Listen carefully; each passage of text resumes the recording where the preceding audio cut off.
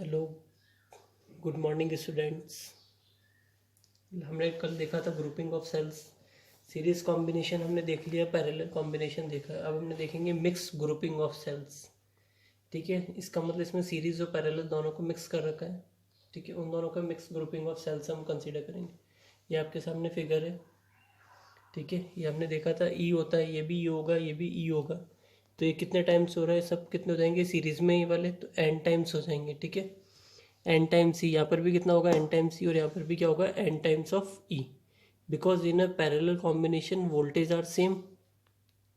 Clear है यहाँ तक, क्योंकि आपको खुद को पता है वोल्टेज क्या होता है, सेम होता है इन अ पैरेलल कॉम्बिनेशन। तो N E N E N E. R क्या हो गया यहाँ पे आपके पास, आउटर रेजिस्टेंस या एक्सटर्नल रेजिस्टेंस। देखिए टर्मिनल ए, एक टर्मिनल हो गया बी। हमने क्या देखा, इसका नेगेटिव इसका पॉजिटिव, इसका नेगेटिव इसका पॉजिटिव कनेक्ट है। देन हम यहाँ से आए पूरा एक रजिस्टर का, तो ये इसका पॉजिटिव। ठीक है, यहाँ से गए और यहाँ से जाके वापस क्या हो रहा है, नेगेटिव से कनेक्ट हो रहा है। एक एक्सटर्नल रेजिस्टेंस आर लगा, करंट हो रही है, आई करंट फ्लो हो रही है।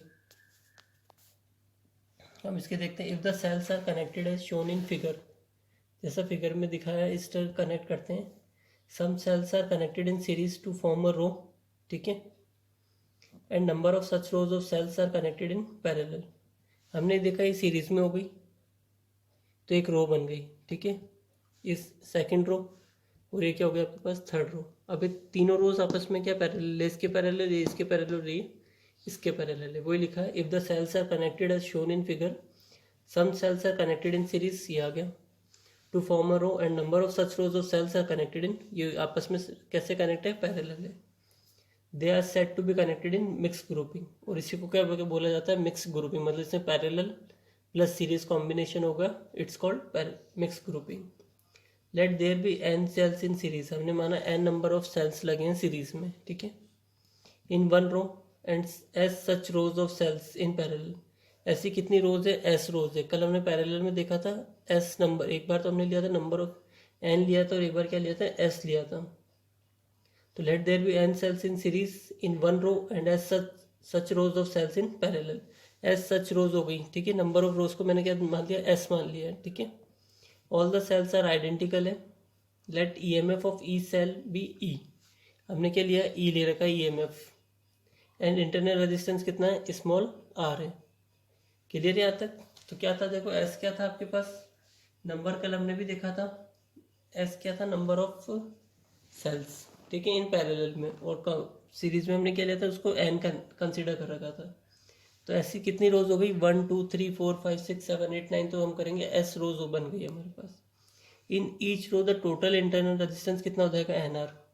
ठीक है, अगर इसका स्मॉल आर है, इसका स्मॉल आर, इसका स्मॉल आर, ऐसे इंटरनल रेजिस्टेंस कनेक्ट करेंगे तो कितने हो जाएंगे, N R. Total E M F कितना होगा, N E. There are S such rows of cells in parallel, ये जितनी भी रोज है सारी कितनी है, पैरेलल है। तो मैंने इसको 1 2 3 एंड कहाँ तक करा मैंने, एस तक। ठीक है, there are S such rows of cells in parallel. Total internal register of all the cells is given by, अब देखो ये पैरेलल लगे तो हमने पैरेलल रेजिस्टेंस भी निकालना पड़ेगा। तो 1/RP, 1/NR, 1/NR कहाँ तक चलेगा, अप टू एस टर्म तक। तो कितना हो जाएगा, S/NR। और आर पी इक्वस टू क्या लिख सकते हो, देखो 1/RP इक्वस टू S/NR। तो एस, तो आर पी इक्वस टू कितना हो जाएगा, NR/S। लाइक आप देखते हो, जैसे आपने, मैंने पहले भी बताया, जैसे आप कंसीडर करते हो 1/R1 प्लस 1/R2, एलसीएम कितना आएगा, R1 प्लस R2।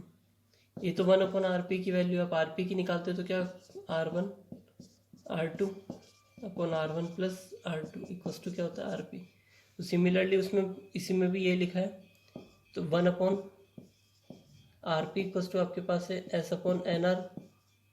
ठीक है, तो यहाँ से RP इक्वस टू कितना हो जाएगा, NR/S। ऐसी कितनी रोज है, हम चलेंगे 1 2 3 4 5 6 7 8, तो S रोज हो जाएगी यहाँ तक।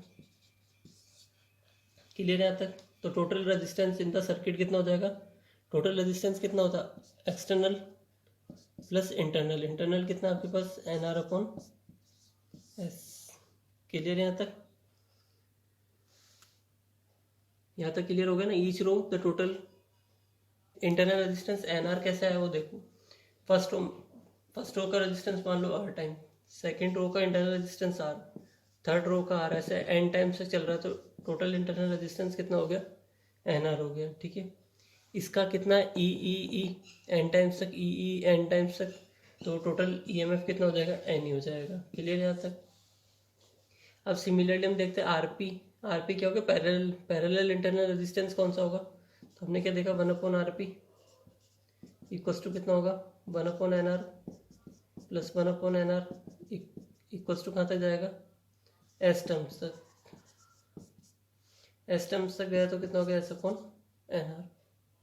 ठीक है, तो 1 अपॉन आरपी इक्वल्स टू कितना हो गया, एस अपॉन एन आर। ऐसे आरपी ऊपर जाएगा तो इसको मल्टीप्लाई करोगे तो टोटल रेजिस्टेंस कितना हो जाएगा आपके पास, R plus N R upon S. The parallel combination of rows of cells does not affect the EMF of each row of the cells. मैंने पहले बताया the parallel combination of rows of cells does not affect the EMF, क्योंकि because the EMF are same in parallel combinations. Effective EMF of the cells कितना होगा, any, तो current कितनी होती है, the current in the external resistance R is given by I equals to any R plus NR upon S. Current क्या होता है, V upon R, R plus इसका एलसीएम लोगे तो कितना हो जाएगा, S R plus N R. अब देखो the current I will be maximum if is minimum. अभी देखो इन दोनों में कौन सा रिलेशन है, इन्वर्सली प्रोपोर्शनल है। ठीक है, इन्वर्सली प्रोपोर्शन का मीन से अगर ये इंक्रीज होगा तो ये डिक्रीज, और ये इंक्रीज होगा तो ये डिक्रीज। ये मैक्सिमम कब होगी, जब ये मिनिमम होगा। The current I will be maximum if is minimum. ठीक है, तो इस केस में कितना हो जाएगा, S R equal to N R. जब एस आर एन आर के इक्वल होगा, उसको अपने पास कितना आया था, N E R plus N R upon S, इसके नीचे 1, इसको इससे मल्टीपल करोगे तो आई इक्वल टू कितना हो जाएगा, N E R S plus N R upon S. ये होगा, एस का आएगा ऊपर आएगा, तो I N E S upon R S plus N R. अगर ये डिक्रीज होता है तो ये क्या हो जाएगा, इंक्रीज हो जाएगा, बिकॉज ये both are inversely proportional. Clear है यहाँ तक। तो ये मैक्सिमम कब होगी, जब ये मिनिमम होगा। तो इस केस में क्या क्या हो जाएगा, एस आर किसके इक्वल आ जाएगा, एन आर के। ठीक है, जब एस आर एन आर के इक्वल आ गया तो आर इक्वल टू कितना हो गया, एन आर अपॉन एस। ठीक है, ये कितना आ जाएगा, एन आर अपॉन एस।